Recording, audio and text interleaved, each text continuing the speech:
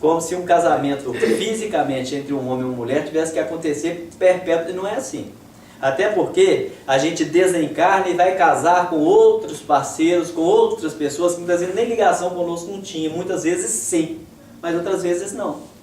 Então é tudo um processo de evolução. Então, nós vamos chegando a um determinado ponto em que a nossa fé ela vai tendo uma lucidez e a alimentação do sentimento vai sendo ainda maior, porque a gente vai tendo mais amor a Deus e compreendendo o amor de Deus nas nossas vidas. E a nossa fé vai aumentando. E aí eu costumo dizer que o Espiritismo ele nos traz uma fé raciocinando. O único que está no ponto de ter a fé raciocinada no meu conceito é Jesus. Jesus tem a fé raciocinada. Foi uma conclusão que eu cheguei em observar o processo de evolução. Porque ninguém subiu ao céu senão aquele que desceu do céu, aquele que está no céu. Então Jesus chegou no ponto cósmico da observação evolutiva. Ele chegou no patamar superior da evolução, não é isso? Então a fé de Jesus é uma fé raciocinada, completa. Nós não, nós estamos ainda raciocinando, mesmo os espíritos superiores.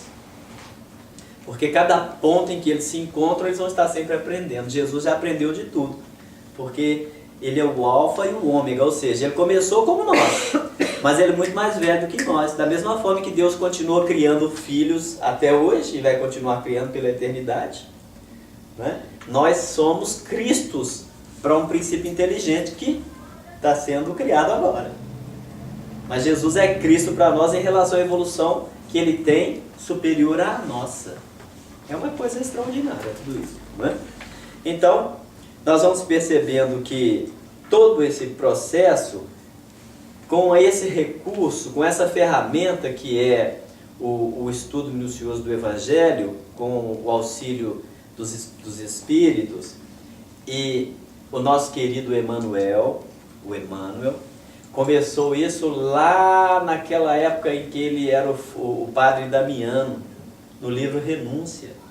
Tem uma fala específica sobre isso, que eles estudavam versículo a versículo, todas as noites em que eles faziam o culto no lar. Lá na Espanha. Quem é? O nosso Emmanuel hoje.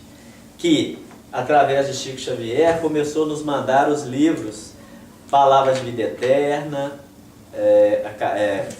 Vinha de Luz, Pão Nosso, Caminho, Verdade e Vida, A Caminho da Luz. E aí nós percebemos que ele vai trazendo versículos, e de um versículo ele estende um texto. E olha que ele está usando um recurso que ele conseguiu assimilar, que é o da síntese. Porque se ele não fizesse uma síntese, teria que fazer por um versículo um livro. Então veja que coisa extraordinária. Agora, nós temos que nos sentir agraciados por estarmos com esse recurso na mão, com essa ferramenta na mão. Porque falar de Evangelho, falar de Velho Testamento, com a propriedade que a doutrina espírita nos aplica, é porque com certeza nós já passamos por muitas e muitas escolas e hoje estamos no ponto de assimilação e de entendimento. O nosso racional, ele já cresceu a um determinado nível. E o nosso sentimento, obviamente, está na alimentação do nosso raciocínio. Por isso que a gente sente a necessidade, a fome de estarmos aqui buscando esses conceitos que, não obstante, muitas vezes a gente esteja, como hoje, revendo, é sempre um alimento novo para o nosso fortalecimento espiritual. Então, como existem várias considerações, como essa, por exemplo, de que aí foram expulsos do Jardim do Éden e foi lançado para o trabalho aquele princípio que o princípio inteligente, nos primórdios da sua evolução, ele vai ser realmente agrícola, agricultor, depois ele vai tratar de animais, nós vamos ver aqui a questão de Caim e de Abel, mais para frente. é justamente o processo de evolução que continua até hoje. Existem espíritos que, não obstante uma evolução grandiosa, têm compromissos com a agricultura ou com a pecuária, porque há necessidade de uma estrutura e de equilíbrio planetário para que não falte o alimento.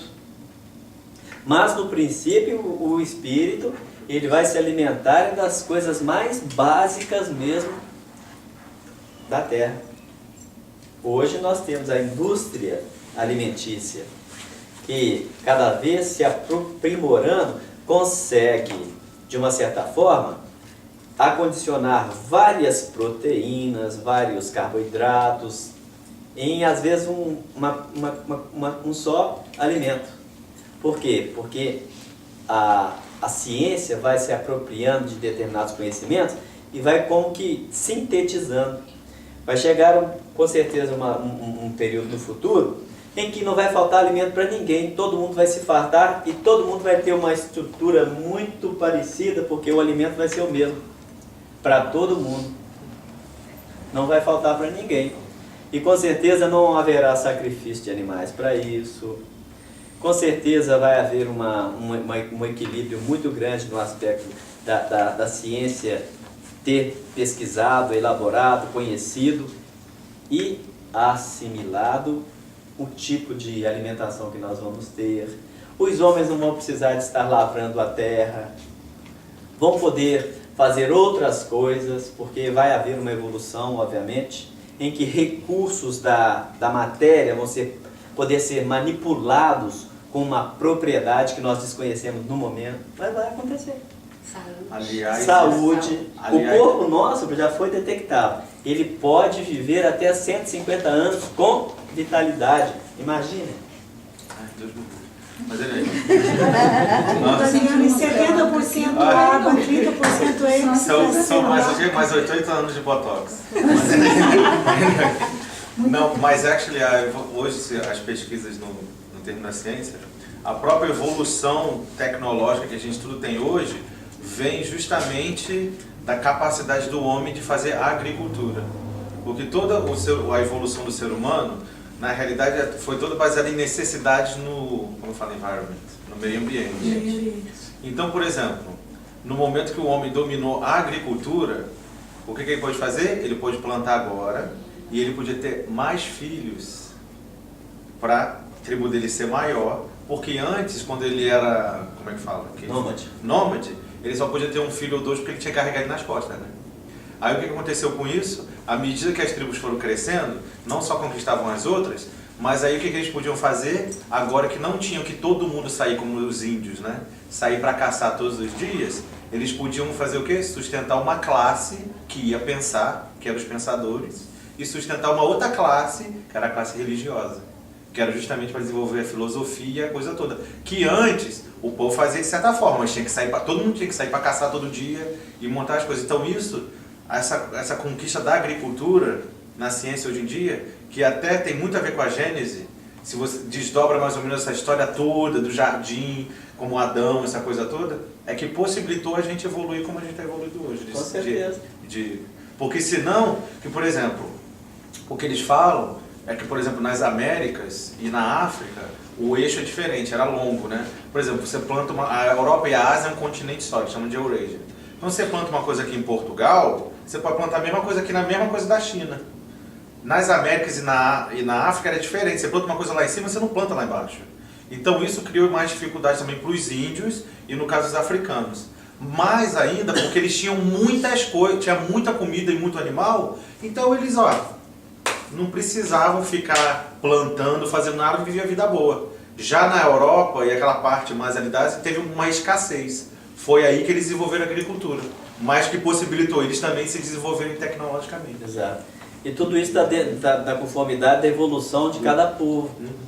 O povo, com certeza, que galgou uma evolução, com mais experiências, com mais reencarnações, consequentemente vão ser aqueles mais responsáveis à implementação de tecnologia.